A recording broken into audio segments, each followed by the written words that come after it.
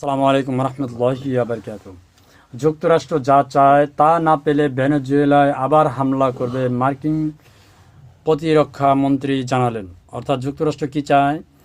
ভেনেজুয়েলার তেলের খনি অর্থাৎ তেলের যে খনিজ সম্পদ সেটা যুক্তরাষ্ট্র চায়।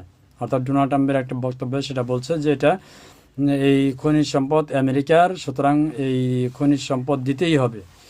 সেই পরিপ্রেক্ষিতে আমেরিকার প্রতিরক্ষামন্ত্রী জানালেন যে যুক্তরাষ্ট্র যা চায় তা যদি ভেনেজুয়েলা দিতে অসক্ষম হয় তাহলে ভেনেজুয়েলায় আবারও হামলা চালাবে এবং সেটি হবে বিশাল আকারের যুদ্ধ বলেন, সামরিক হস্তক্ষেপ বলেন, যাটাই বলেন সেটাই করবে।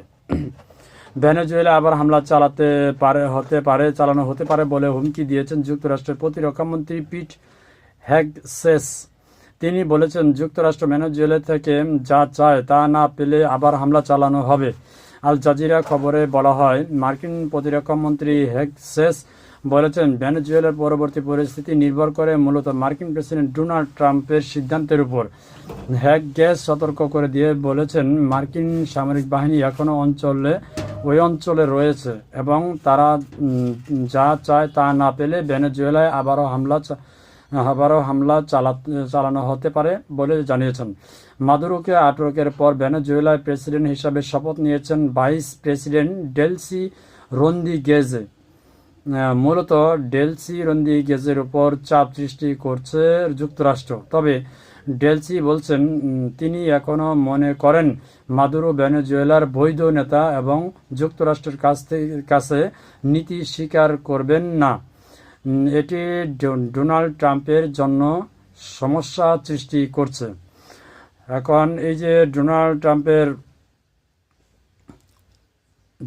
কি এই মাদুরোকে মুক্তি দিবে? না, কখনোই না। ইতিপূর্বে পানামার প্রেসিডেন্টকে নিয়ে গেছিল, তাকে মুক্তি দেয় নাই। তারপরে হচ্ছে আপনার ইরাকের প্রেসিডেন্ট সাদ্দাম, তাকেও নিয়ে গেছিল, ফাঁসি দেওয়া হয়েছে। এরকম আরও অনেকটি দেশের প্রেসিডেন্টকে ঠিক একইভাবে একই কৌশলে তারা নিয়ে গেছে, তাদেরকে কিন্তু ফেরত দেয় নাই। যারা আসছে তারা মৃতই ফিরে আসছে। আর শুধু একটা দেশের প্রেসিডেন্ট ফেরত আসছে, সে দেশটার নাম জানি কি, যাই হোক আমার স্মরণ আসতেছে না। কিন্তু এমন পরিস্থিতি থেকে ডোনাল্ড ট্রাম্প আইসা তাকে মুক্তি দিচ্ছে যে সেই দেশে যদি সেই ব্যক্তি যায় তাহলে তাকে সাথে সাথে ফাঁসিতে ঝুলানো হবে। এমন একটা পরিস্থিতিতে তাকে ফেরত দিছে এই ডোনাল্ড ট্রাম্প। তো দেখা যাক সামনে কি হয়। আসলে এদের বিরুদ্ধে কিছু বলার নেই, তবে কয়েকটা দেশ এটার খুব প্রতিক্রিয়া জানাইছে। সেটা হচ্ছে সবার আগে রাশিয়া, এবং তারপর হচ্ছে ইরান, চীন, আরও দুটা দেশ এটার বিরুদ্ধে প্রতিক্রিয়া জানাইছে, নিন্দা জ্ঞাপন করছে। আসলে নিন্দা জ্ঞাপন করলে তো আর ডোনাল্ড ট্রাম্পের কিছু যায় আসে না, কারণ ডোনাল্ড ট্রাম্প চায় যে সে দেশে যে খনিজ সম্পদ আছে সেগুলো গ্রাস করতে, সেগুলো করেই ছাড়বে। এটা হচ্ছে বাস্তবতা। ধন্যবাদ।